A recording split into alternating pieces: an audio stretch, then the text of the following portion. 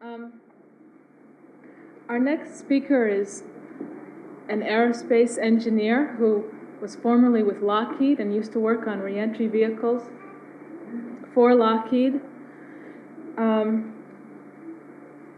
He now, however, spends most of his time doing research and writing about first strike weapons so that the general public can have a better understanding of their capabilities and what they're all about.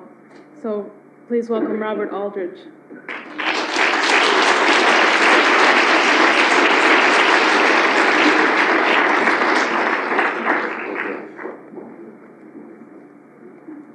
Good evening, friends.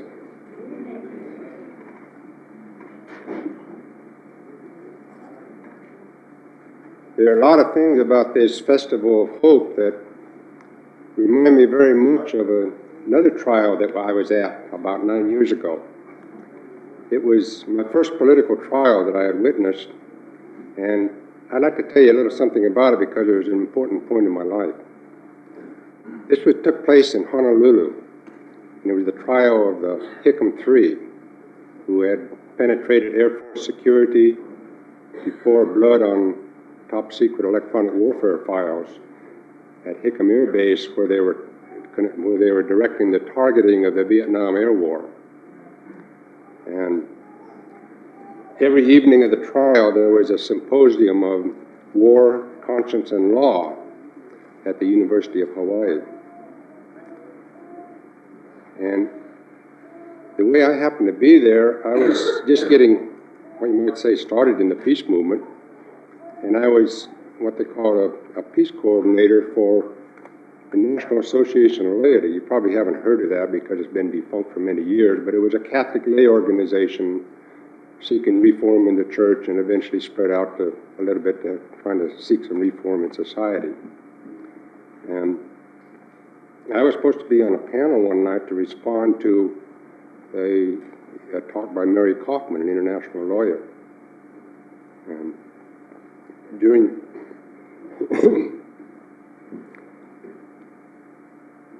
like I said, I was busy getting started with peace and peace work. Is when I had time away from working on the Trident missile at Lockheed.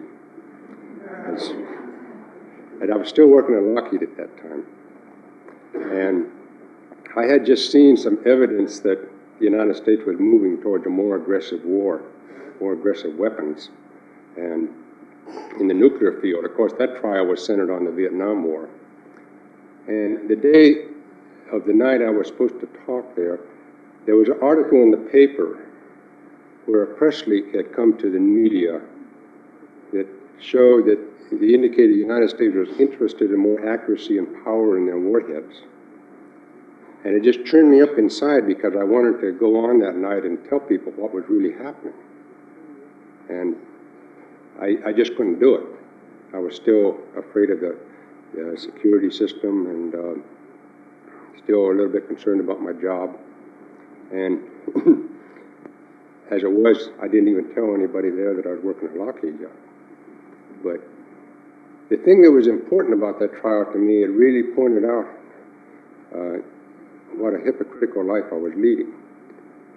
And within 6 months after that trial, I had left Lockheed. And that was the thing that finally motivated me to actually set a date when I was leaving. That, along with seeing the witness of the people there, the people on trial. I'm sure you know how I felt because you're seeing that this week yourself. Well, tonight I'm going to tell you a little something about those things. That we come a long ways from the automated battlefield of Vietnam, the electronic warfare there. We now have global surveillance of the world, and we're moving toward weapons which, through automation, can conduct a nuclear war. And maybe I'll explain this in the context that, somewhat in the context that I saw it, that was revealed to me when, when I was working at Lockheed. I started at Lockheed in 1957. This was the beginning of the Polaris program. The Polaris was the first submarine-launched ballistic missile that anybody had built. And it was a great challenge to be working on this project, to be breaking through new technology and new barriers, new frontiers, that type of thing. It was interesting, it was challenging work. Now the Polaris missile, in case you don't know, was the first of our submarine-launched strategic missiles. And I'd like to just give a short definition here. Our strategic nuclear forces are divided into three portions, a triad of forces. And I usually describe this in the form of a triangle of air, land, and sea. In the air, we have the bombers, and soon we'll have the cruise missiles. On land, we have the silo-based missiles, the Minuteman and the Titan missiles, a few of them. And at sea, we have the submarine-launched missiles. Well, this was the area I was working on. And I worked through 3 generations of Polaris, A1, A2, and A3. And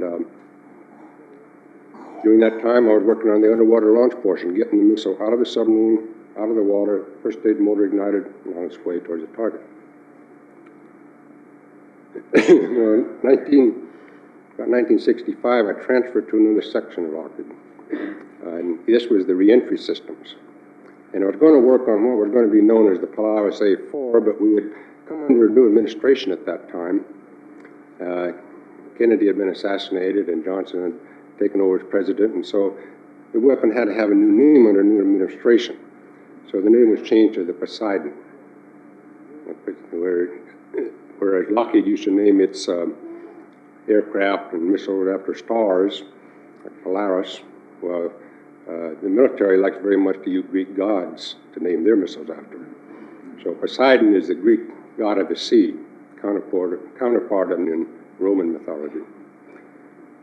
Well, I was working on the reentry vehicles for this Poseidon, the MIRVs, multiple individually targeted reentry vehicles, the first ones that were being developed. And this is a technology where instead of one missile delivering one warhead, hitting one target, one missile can deliver many warheads and hit many targets. And the Poseidon missile, which is now in probably at least a couple dozen boats at sea yet, many of them have been converted to carry the Trident 1, each carry anywhere from 10 to 14 warheads on each missile, and 16 missiles in each submarine. Now,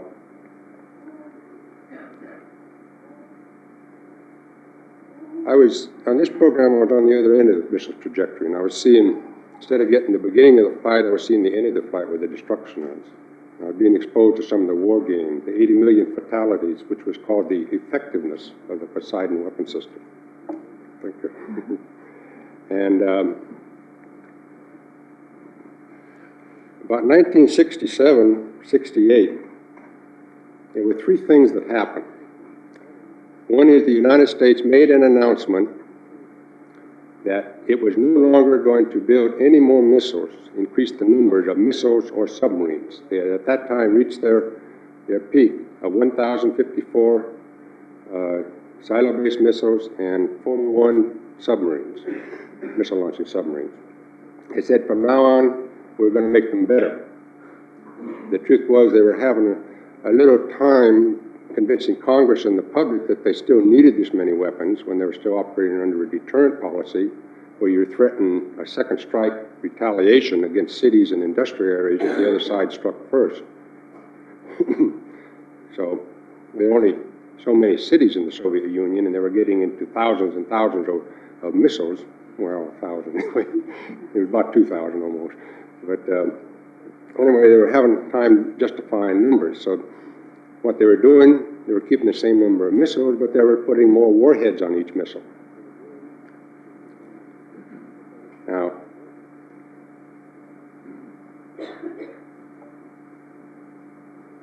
a second thing that happened along that time, 1967, 68, is that we started testing the MIRV for Poseidon.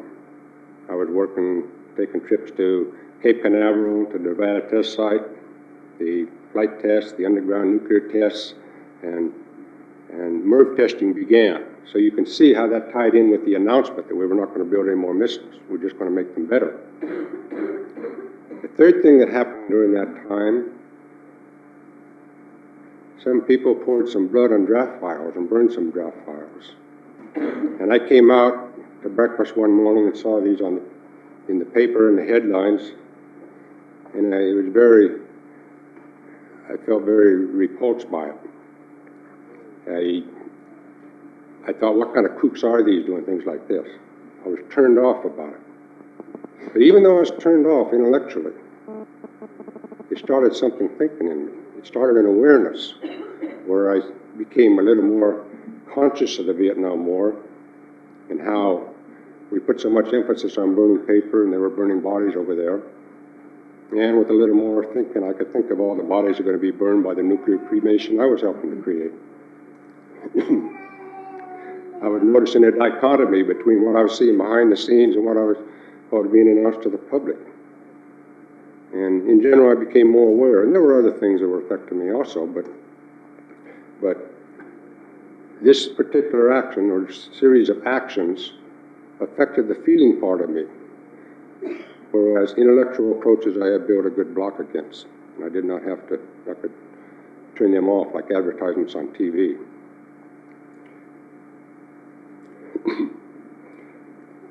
So,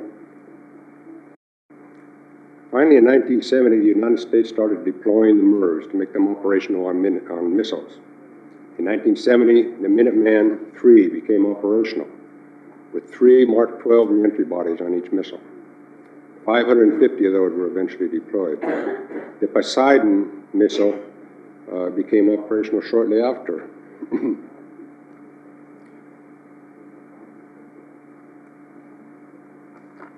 This was about 5 years ahead of the Soviets, about 1975 where they started deploying them. But also in 1970, I was given my first job on Trident.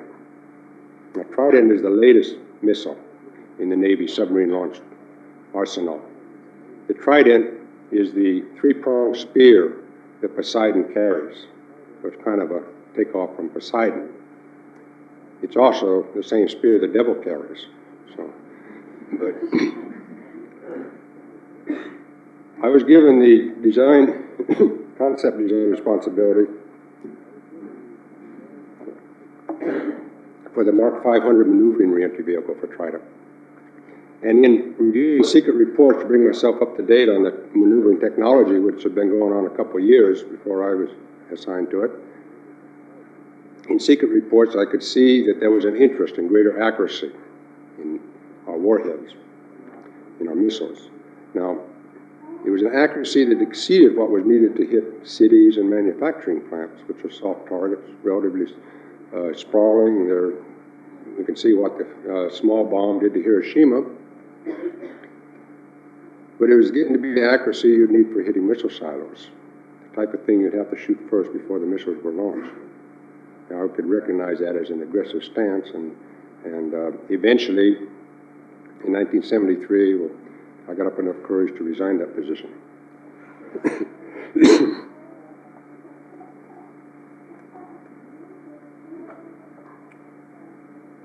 Now, actually, I've learned more about the missiles and the weapons and the strategy that's going on since I've left Lockheed.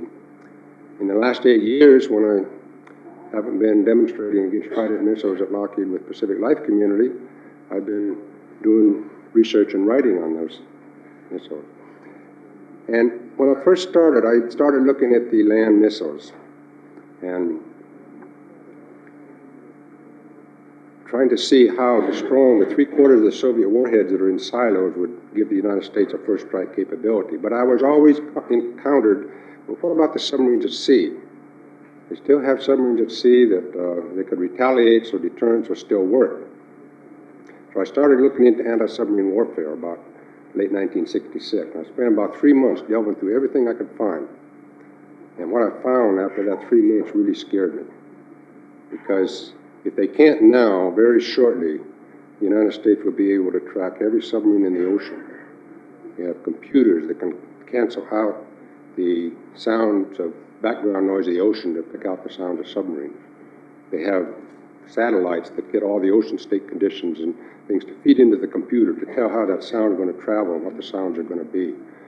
I can't go into all of it now, but anti-submarine warfare, and it's come out more recently that it actually is an area the United States is putting a lot of emphasis, something like between $6 and $7 billion a year the Navy spending on anti-submarine warfare. So,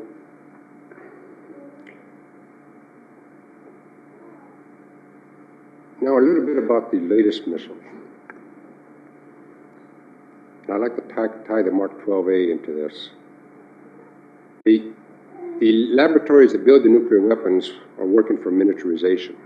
They finally got to the point where they could replace that 170 kiloton warhead with the 335 kiloton warhead, double the explosive power without increasing the volume. And this is essentially what the Mark 12A is, with the center section of the Mark 12 replaced with a bigger bomb. There's more to it than that, but that's kind of an oversimplification. And it would be going into, besides the 300 Minuteman missiles, it would be going into the 200 MX missiles, 10 on each missile. Now, I would like to, I didn't bring my notes with me, I'd like to draw a comparison, though, between, we hear a lot about the SS-17, how dangerous a weapon it is. Now, the latest model of SS-17, the Mod 4, carries 10 850 kiloton warheads. Excuse me, 10 500 kiloton warheads and can hit within 850 feet of the target. The Mark 12, the MX will carry with 10 warheads, will be able to hit within 300 feet of the target using the Navstar navigation system that will be available, which the Soviets have no counterpart of. They're not developing a counterpart of. Now, if the Soviets launched all of their MX at our Minuteman silos, they would be able to, well, first of all, only 1/4 of our warheads would be in them. But the percentage they would destroy would be about 16% of our total nuclear arsenal. On the other hand, MX attacking the 1,398 Soviet silos, the 200 MX would be able to destroy 67% of the Soviet arsenal. Now, that's 200 MX, and that's 308 SS-17s. So I think you can see the difference, how the relative difference is between the two countries. The amount we have to fear from the SS-17 in military sense, you know, as far as the number of missiles they could destroy, what's being thrown at us all the time, is relatively small compared to the number that the MX would be able to destroy.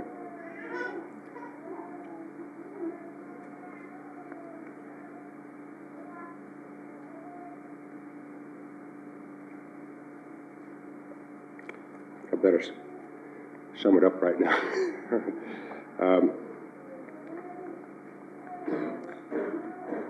Today on a radio program I was on, I would ask what's the most important thing that people can do.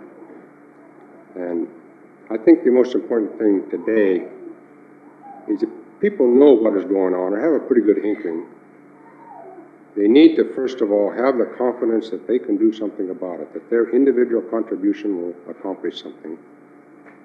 And second, I think they need the courage to put that action into work. So, thank you.